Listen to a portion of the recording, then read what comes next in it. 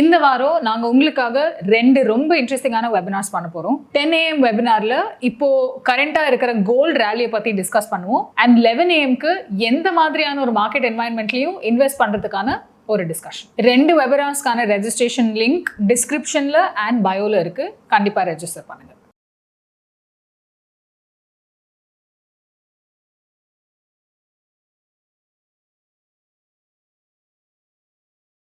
ஓய்வு கால வருமானத்திற்கு இதை செய்யலாமா? எதை செய்யலாமா? எல்லாருமே நிறைய சம்பாதிக்கிற நேரத்தில் அந்த பணத்தை எப்படியாவது காப்பாற்றணும் அப்படின்னு நினைக்கிறது இயல்பு. நம்முடைய உளவியலில், நம்முடைய மைண்ட் செட்டில் நிறைய சம்பாதிக்கக்கூடிய காலகட்டத்தில் அதை சொத்தாக மாற்றிட்டா அது சேஃப் ஆயிரும் அப்படிங்கிறது ரொம்ப ஊறிப்போன ஒரு நம்பிக்கை. சரியானதும் கூட. பட் அதுலேயும் நம்ம என்ன நினைக்கிறோம்னாக்கா, குறிப்பிட்ட சொத்தாக மாறினா அது சேஃப் ஆகும்னு நினைக்கிறோம். அந்த வகையில் நமக்கு அசையா சொத்துக்கள் ரொம்ப பிடிக்கும். இப்போ தங்கம் கூட அசையும் சொத்து. ஒரு இடத்துல இன்னொரு இடத்துக்கு கொண்டு போயிட முடியும், திருட முடியும். ஆனால் அசையா சொத்துங்கிறது நிலம், அதன் மீது கட்டப்படும் கட்டிடம், இதையெல்லாம் நமக்கு நேச்சுரலாக ஒரு சேஃப் அப்படின்னு தோணுது. அதையும் நம்ம எங்கே உருவாக்க நினைக்கிறோம்? நம்ம சொந்த ஊரில். நீங்கள் சொந்த ஊரை விட்டு சிட்டிக்கு சிட்டிலேருந்து ஃபாரின் போய் சம்பாதிச்சிருக்கீங்க. ஸோ சிங்கப்பூரில் சம்பாதிச்சுட்டு நீங்கள் என்ன பண்ணுறீங்க? அதை கொண்டு போய் உங்கள் சொந்த ஊரில் போய் ஒரு கட்டடமாக கட்டுறீங்க, ஒரு நில பிளாட்டாக வாங்குறீங்க. ஸோ உங்களுடைய எல்லா வருமானத்தையும் சேமிப்பையும் நீங்கள் திருப்பியும் கொண்டு போய் உங்கள் சொந்த ஊரில் பல இடங்களில் அசையா சொத்துக்களாக வாங்குறீங்க. இந்த சொத்துக்கள் நீங்கள் வாங்கும்போது உங்களுக்கு குறைந்த மதிப்பில் கிடைக்குதா அப்படின்ற கேள்வியை நீங்கள் கேட்கறதில்ல. ஏன்னா நீங்கள் என்ன நினைக்கிறீங்க, அந்த இடத்துல அது பாதுகாப்பாக இருக்கும், நம்ம உற்றார் இருக்காங்க, உறவினர் இருக்காங்க, அப்பா அம்மா இருக்காங்க, அண்ணன் தம்பி இருக்காங்க, ஸோ அவங்க பார்த்துப்பாங்க, அதனால் அது அங்கேயே இருக்கட்டும் அப்படின்னு நினைக்கிறீங்க. ஸோ நீங்கள் அந்த இடத்துல சேஃப்டிக்கு நிறைய முக்கியத்துவம் கொடுக்குறீங்க. அதே போல் நீங்கள் சொந்த ஊர் வரும்போதெல்லாம் உங்கள் மேலே பயங்கர ப்ரெஷர் வரும். எல்லாரும் இதை பண்ணு, அதை வாங்கலாமே, இந்த இடத்துல இதை விற்கிறானே அப்படின்னு உங்கள் சொந்த ஊரில் இருக்கக்கூடிய சொந்த பந்தங்கள் உங்கள் மேலே ஒரு நிர்பந்தத்தை ஏற்படுத்துகிறாங்க. அதில் அவங்களுடைய தேவையும் அடங்கியிருக்கு. உதாரணத்துக்கு பெற்றோருக்கு நீங்கள் அந்த ஊரில் போய் ஒரு பிளாட்டை வாங்கினா அது அவங்களுக்கு ஒரு பேசு பொருளாயிடுது. சமூக ரீதியாக அவங்களுக்கு ஒரு அந்தஸ்தை கொடுக்குது. அந்த அந்தஸ்தை அவங்களுக்கு வேண்டி இருக்கு. அதனால் அவங்க உங்களை நிர்பந்தப்படுத்துகிறாங்க, இது அந்த இடத்துல வாங்கணும் அப்படின்னு சொல்கிறாங்க. இது ஒரு வகையில் பழமைவாதம், அர்த்த பழமைவாதம், ரொம்ப பழைய சிந்தனை இது. பட் அப்பவும் அதை நம்ம ஏற்றுக்கிட்டா கூட, நான் என்ன சொல்கிறேன்னாக்கா, நீங்கள் போட்ட காசுக்கு என்ன ரிட்டர்ன் வரும்ன்றதை நீங்கள் யோசிச்சு தான் அந்த முடிவை எடுக்கிறீங்களா? அதுதான் என்னுடைய கேள்வி. ஏன்னா அதே நிலத்தை உங்களுக்கு விற்காம லோக்கலில் உள்ள ஒருத்தனுக்கு விற்றான்னு வச்சுக்கோங்களேன், அவன் நீங்கள் கொடுக்குற விலையை கொடுக்க மாட்டான் ஃபஸ்ட்டு. அதனால தான் மொத்த ஈக்கோ சிஸ்டமும் வெளிநாட்டில் வேலை செய்கிறவங்க மேலே தன்னுடைய முழு கவனத்தையே செலுத்துது. ஒரு சின்ன ஊரில் இருக்கக்கூடிய மொத்த பொருளாதார ஈக்கோ சிஸ்டமும் வெளிநாட்டிலிருந்து வரவங்கிட்ட என்ன விற்கலாம், அவங்ககிட்டேருந்து என்ன ஆதாயம் தேடலாம் அப்படின்ற ஒரு தேடலில் இருக்குது. இது மறுக்க முடியாத ஒரு உண்மை. எப்போ உங்ககிட்ட ஒரு பொருளை வைத்தா ஒரு சமூகத்துக்கு ஆதாயம் அதிகமாக கிடைக்குமோ, அப்போ ஆக்சுவலாக நீங்கள் தான் ப்ராடக்ட். அந்த நிலமோ அந்த வீடோ அந்த ஃப்ளாட்டோ ப்ராடக்ட் இல்லை, யூ ஆர் த ப்ராடக்ட். இது 90% பீப்புளுக்கு புரியறதில்ல. அவங்களுடைய சோஷியல் ப்ரெஷர், பெற்றோர், கூட பிறந்தவங்க, இன்லாஸ், இவங்க எல்லாரும் அந்த ப்ரெஷரை போடும்போது இவங்க என்ன நினைக்கிறாங்கன்னா, சரி இந்த ப்ரெஷர்லேருந்து விடுவிக்க எதையும் ஒன்று வாங்குவோன்னு அந்த விடுமுறை காலத்தில் ஒரு அவசர முடிவு எடுத்து கமிட் பண்ணிடுவாங்க. பணம் இருக்குது, அதனால் அந்த பணத்தை போடுறது அவங்களுக்கு ஒரு பெரிய பிரச்சனை இல்லை. They buy peace, but they don't buy prosperity.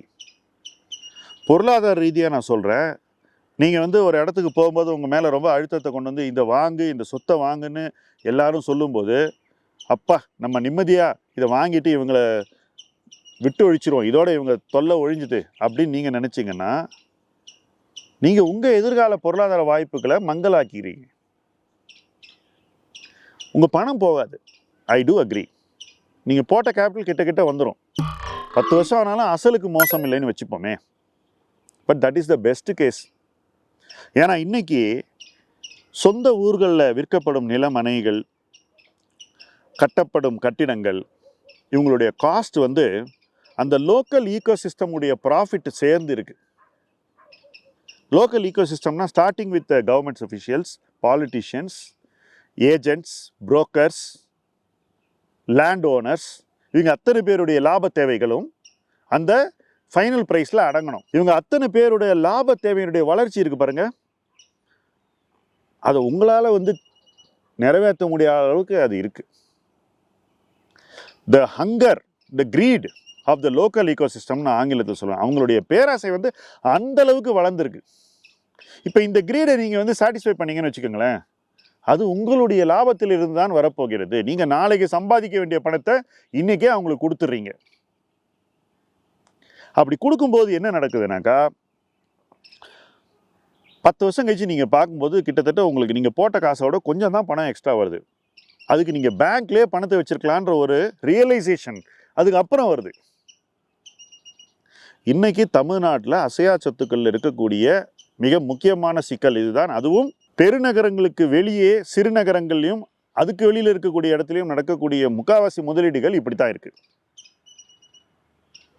இதில் நீங்கள் ஒரு தவறையும் செய்ய போகிறீங்க. அது என்ன தெரியுமா?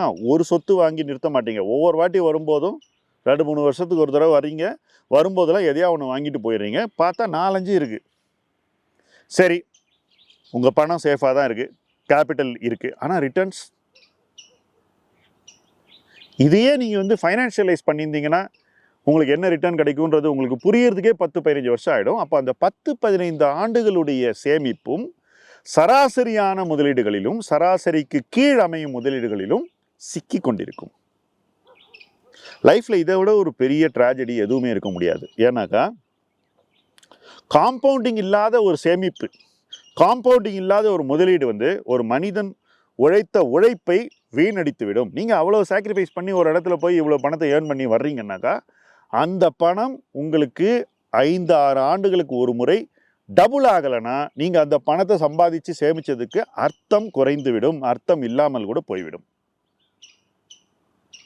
இங்கே தான் இந்த மாதிரி அசையா சொத்தில் செய்யப்படும் முதலீடுகள் ஒருவனுக்கு ரிட்டையர்மெண்ட்டில் ஒரு நல்ல லைஃப்பை கொடுக்க கூட தவறிடும். நீங்கள் என்ன நினச்சிங்க? நான் ஓய்வு பெறும்போது எனக்கு வந்து வாடகை வரும் அப்படின்னு நினச்சிங்க. ஆனால் நீங்கள் அதை ஓய்வு பெறும்போது கிடைக்கக்கூடிய வாடகை உங்களுக்கு போதுமானதாக இருக்காது. ஏன்னா சொத்தை விற்கும்போது உங்களுக்கு ஏற்றி விற்றுருவாங்க. அதே சொத்தை நீங்கள் வாடகை கொடுக்கும்போது உங்களுக்கு போதிய வாடகை அந்த சமூகம் கொடுக்காது. லோக்கல் ஈகோசிஸ்டம் அப்போ என்ன நினைக்கும்? இவனுக்கு ஒரு வழி இல்லை, இந்த வருமானத்தை இவன் நம்பி இருக்கான்னு ஊரில் உள்ள அத்தனை பயலுக்கும் தெரியும். அப்போ அவன் என்ன செய்வான்? அந்த பில்டிங்க்கு எவ்வளோ குறைவான வாடகை கொடுக்க முடியுமோ அதை கொடுக்க ட்ரை பண்ணுவான். நீங்கள் வெறும் விவசாய நிலத்தை வந்து குத்தகை கொடுத்தா அங்கேயும் அதே சிச்சுவேஷன் தான். ஸோ வருமானம் ஈட்ட போகும்போது இதே சொத்துக்கள் உங்களுக்கு போதுமான ரிட்டர்னை கொடுக்காது. அப்போ நீங்கள் உளவியல் ரீதியாக என்ன ஒரு இடத்துக்கு வரீங்க? இதை விற்று பணமாக வச்சுக்கோன்னு திரும்பவும் அதை வந்து கேஷாக மாற்ற நினைக்கிறீங்க. ஸோ யோசிச்சு பாருங்கள், கேஷ் சும்மா இருக்குன்னு உங்களை நிர்பந்தித்து ஒரு சொத்தை வாங்க வைக்கிறாங்க. அதுக்கப்புறம் உங்களுக்கு அதிலிருந்து வருமானம் தேட போகும்போது அதுக்கு கேஷே தேவையில்லான்னு திரும்பி அதே இடத்துக்கு வரீங்க. இதுக்கு ஃபைனான்ஷியலைஸ்டு இன்வெஸ்ட்மெண்ட்டே பெட்டருங்கிறது தான் என்னுடைய பாயிண்ட் ஆஃப் வியூ.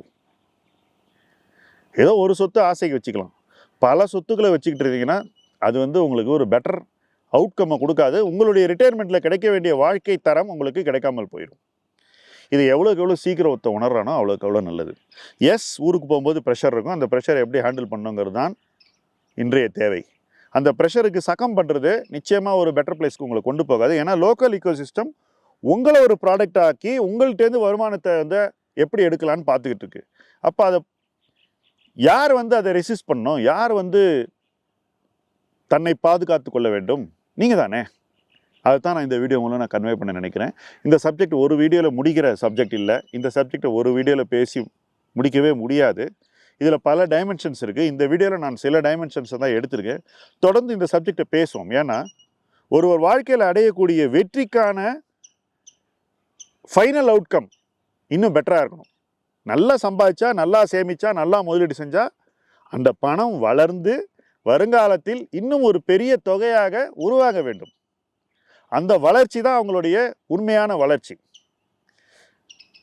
அந்த வளர்ச்சிக்கு தேவை காம்பவுண்டிங். அந்த காம்பவுண்டிங்கை வாழ்க்கையில் எப்படி ஒரு அங்கமாக மாற்றுவது என்பது இன்றைக்கி எல்லாருக்குமே ஒரு பெரிய சேலஞ்ச். பட் லக்கிலி நம்ம நாட்டில் இன்றைக்கும் காம்பவுண்டிங்க்கு வாய்ப்பு இருக்குது. அந்த காம்பவுண்டிங் வாய்ப்புகளை பயன்படுத்த வேண்டியது எல்லோருடைய கடமை. அதை முதல்ல புரிஞ்சுக்கணும். எங்கே காம்பவுண்டிங் நடக்காதோ அந்த இடத்த விட்டு வெளியே வரணும்.